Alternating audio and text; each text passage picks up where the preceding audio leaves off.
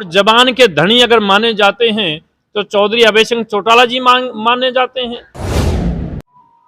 नमस्कार, the ABC news Haryana में मैं हूं राज डाबला। फिलहाल आदमपुर में इनेलो के दफ्तर में है और बाबा जसराज जी का जो जनता कल्याण मोर्चा से राष्ट्रीय अध्यक्ष हैं इस पार्टी के, और आज पहली बार मेरा यहाँ इनसे मिलना हुआ है। मुझे ये नहीं पता कि ये पहली बार यहाँ आए हैं या दूसरी बार आए हैं। तो सबसे पहले बाबा जी नमस्कार, स्वागत है। नमस्कार, आशीर्वाद है आपके सभी दर्शकों को हमारी तरफ से साधुवाद है। बाबा जी, आदमपुर में चुनावी माहौल जो है पूरी तरह से गर्मा चुका है। हाँ। जनता जो है एक सस्पेंस में नजर आ रही है। फिलहाल सस्पेंस ये है कि आखिर वोट किसको दे। जनता को सस्पेंस से बाहर निकलना चाहिए। सस्पेंस कुछ भी नहीं है। जनता ने शुरू में मन बनाया था कि भाई इस बार जो है आदमपुर की जनता का कुलदीप बिश्नोई जी से पंडा छूटेगा। पंडा छूटेगा शब्द मैंने इसलिए यूज किया है कि बार बार उनको जिताकर भेजा है और वो विकास के नाम पर बहानेबाजी करते रहते हैं कि अब ये हो गया, अब ये हो गया, अब वो हो गया, और मिलने के नाम पर वो मिलते नहीं किसी से। अब उन्होंने ये बीच में अनायास ही दोबारा से जनता को संकट में डाल दिया है। अब ये समय आया है तो जनता ने ये मांग की थी कि इस बार हमें अपने आदमपुर का प्रत्याशी चाहिए, और वो चाहिए जो हमारे आम घरों में से हमारे बीच में रहने वाला। अच्छा, हम जैसे कि घूमते रहते हैं जनता के बीच में, तो सबसे बड़ी बात और एक ही बात है जो जनता भी बार बार दोहरा रही है कि किसी बाहर वाले के अलावा जो है घर वाले को ही वोट दे। बेटा, मैं भी तो वही बात पूरी करने वाला था कि कोई सस्पेंस नहीं है।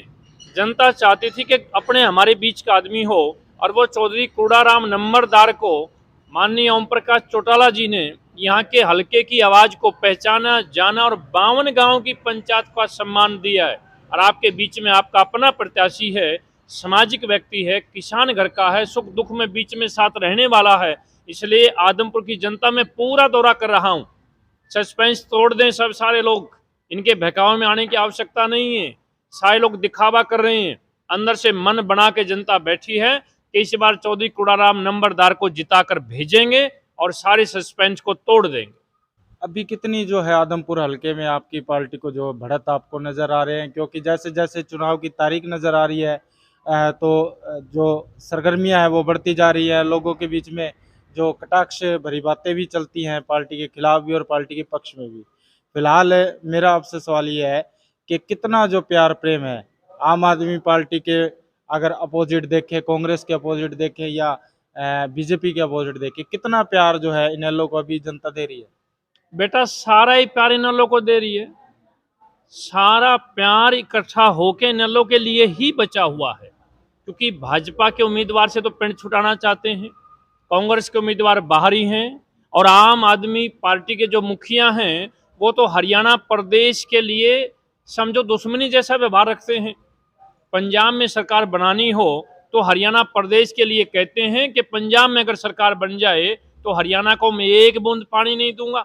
इससे ओछी और छोटी बात क्या हो सकती है? मेरे से कई लोग कहते हैं कि आप सतेंद्र जी के बारे में कुछ बोले। मैं सतेंद्र के बारे में क्या बोलूंगा?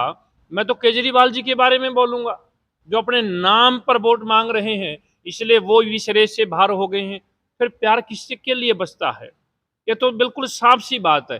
कूड़ा नंबरदार जी के लिए प्रेम बचता है, और जल के लिए लड़ाई लड़ने वाले अभय सिंह चौटाला जी के लिए प्यार बचता है, और जनता के द्वारा जनता के लिए गठित सरकार चलाने वाले चौधरी ओम प्रकाश चौटाला के लिए प्यार बचता है।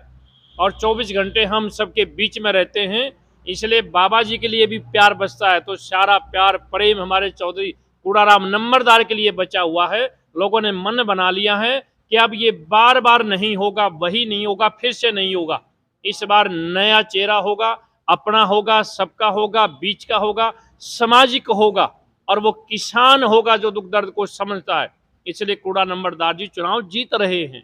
बाबा जी, इनेलो को आपने समर्थन दिया है, तो मैं पूछना चाहूंगा, वैसे गुस्ताखी माफ हो, कि इनेलो में आपको क्या खासियत नजर आई जो आपने इनेलो को समर्थन दिया?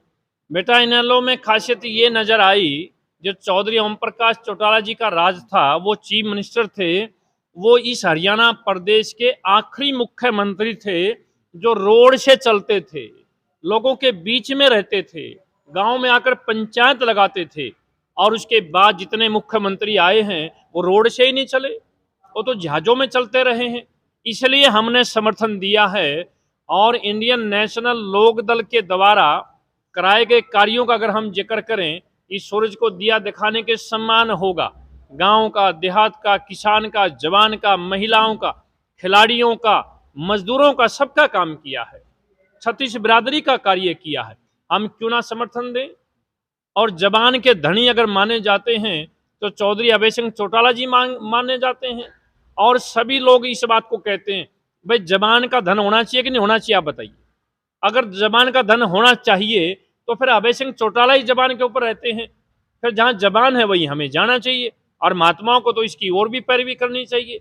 हमारा सत्य का मार्ग है, इसलिए जो सत्य पर चलते हैं बेटा उन्हीं को समर्थन देना चाहिए, इसलिए मैंने सत्य का समर्थन दिया है। आदमपुर में फिलहाल इस इलेक्शन के बाद क्या 2024 में जो विधानसभा चुनाव होंगे उसमें भी जो है गठबंधन का चुनाव लड़ोगे?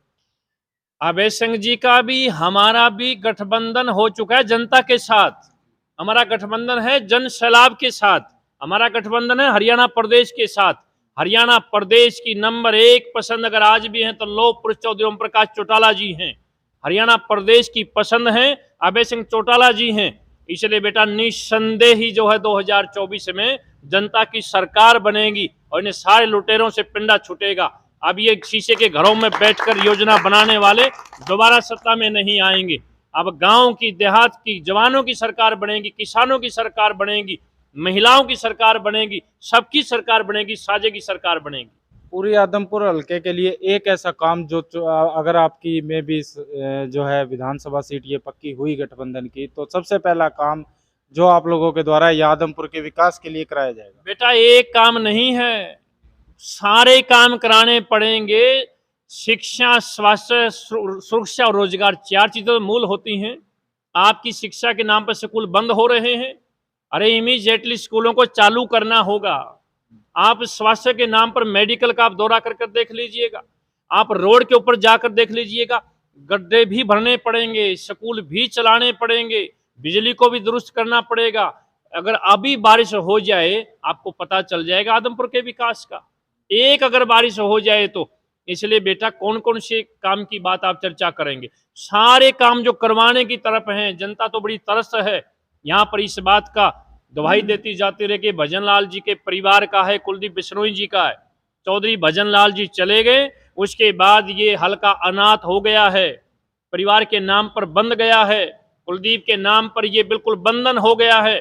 ये पहला अवसर है जो हल्के को कुलदीप बिश्नोई से मुक्त कराएंगे। पूरे हरियाणा प्रदेश का सबसे नकारा अगर एमएलए कोई रहा है, असेंबली में ना बोलने वाला एमएलए रहा है, लोगों के बीच में ना रहने वाला एमएलए रहा है, कभी भी ना मिलने वाला एमएलए रहा है, तो वो कुलदीप बिश्नोई जी तो रहा है। इसलिए सबसे पहला तो एक ही काम हो जाए कि एमएलए तुम्हारे बीच में ही रहेगा। सबसे पहला काम तो ये तो होना चाहिए ना, जिसको चुनकर भेजेंगे वो बीच में तो रहे। कहाँ ढूंढें, कैसे पहचाने, कैसे मिलें, लोगों की यही सबसे बड़ी समस्या है। सबसे पहली समस्या का हल होगा कि आपका एमएलए आपके बीच में रहेगा, और ये सबसे बड़ी समस्या है।